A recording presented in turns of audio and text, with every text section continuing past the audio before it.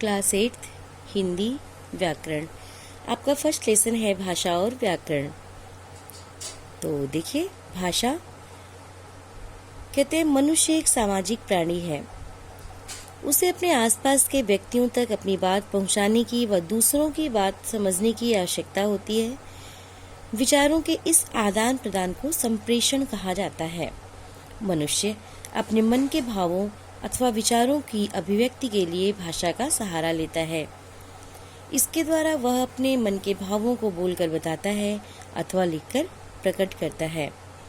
इसके अतिरिक्त संकेतों के द्वारा भी अपने मन के विचार प्रकट किए जा सकते हैं, परंतु ऐसा केवल एक सीमा तक ही किया जा सकता है। कुछ बाहरी भाव भंगिमाओं जैसे हंसकर, मुस्कुराकर, ठहाके लगाकर, रोकर आदि से प्रसन्नता या दुख के भाव तो प्रकट किए जा सकते हैं, परंतु उनका कारण नहीं बताया जा सकता। इन सबकी अभिव्यक्ति के लिए भाषा ही एकमात्र साधन है। तो हम कह सकते हैं, भाषा वह समर्थ साधन है जिसके द्वारा हम अपने भावों और विचारों का आदान प्रदान करते हैं। भाषा का मुख्य कार्य वक्ता अथवा लेखक की बात को दूसरों तक पहुंचाना है। भाषा के माध्यम से ही मनुष्य बोलकर या लिखकर अपने विचार दूसरों तक पहुंचाता है। तो इस प्रकार भाषा के दो रूप हुए, मौखिक और लिखित। तो देखिए, इसमें बता रहे हैं कि मनुष्य एक सामाजिक प्राणी है। मनुष्य समाज में रहता है। मनुष्य एक सामाजिक प्राणी है।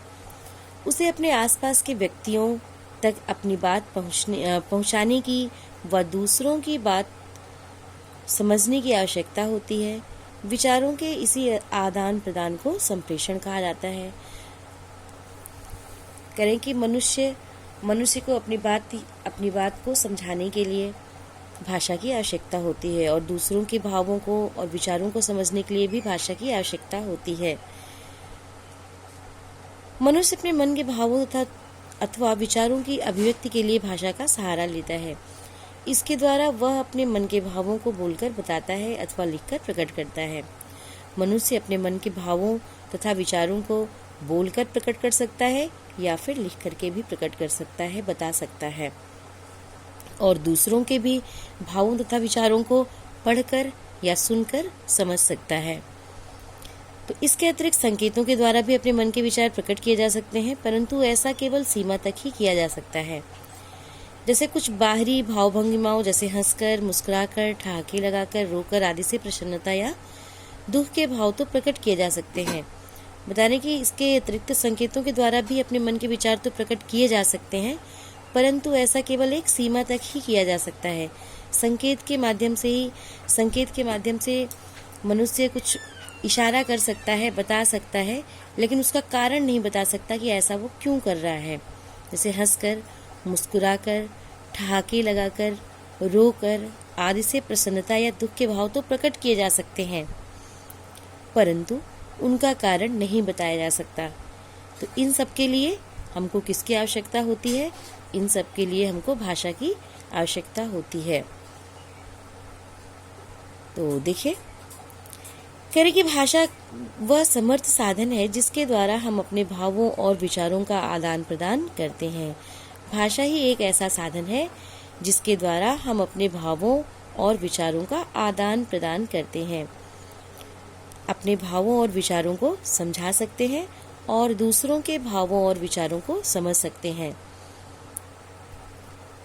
तो भाषा के दो रूप हुए, मौखिक और लिखित। तो भाषा के माध्यम से मनुष्य बोलकर या लिखकर अपने विचार दूसरों तक पहुंचाता है। तो देखिए, भाषा के रूप संसार की समस्त भाषाओं के दो रूप अथवा प्रकार हैं, मौखिक और लिखित भाषा। तो मौखिक भाषा क्या है, इसको देखिए। जो भाषा हम मुख से बोलते हैं उसे मौखिक भाषा कहते हैं। इसे कथित या उच्चरित भाषा भी कहा जाता है। कथित मतलब कहने वाली, उच्चरित या बोलने वाली। कथित या उच्चरित भाषा भी कहा जाता है। फिर है आपका लिखित भाषा। भाषा के लिखे हुए रूप को लिखित भाषा कहते हैं। यह भाषा का अस्थायी रूप होता है जो भाषा को सुरक्षित रखता है और उसे मानक स्वरूप प्रदान करता है। करें मौखिक भाषा में, मौखिक भाषा तो आप बोल दिए और जो सुना वो बात वहीं ख़त्म हो गई। लेकिन लिखित भाषा में क्या है? लिखित भाषा में हम अपने भावों और विचारों को लिखते हैं और वो लिखा हुआ वाक्य जो लिखा हुआ रहता है वो सुरक्षित रहता है और ये भाषा का अस्थायी रूप होता है। जो लिखा जाता है वो भाषा का अस्थायी रूप होता है और वो भाषा को सुरक्षित रखता है। और मौखिक भाषा क्या है? मौखिक भाषा ये अस्थायी है, हम बोले और तुरंत बात वहीं ख़त्म हो गई, इसका कोई प्रमाण नहीं रहता है। तो आज बस इतना ही, आगे कल।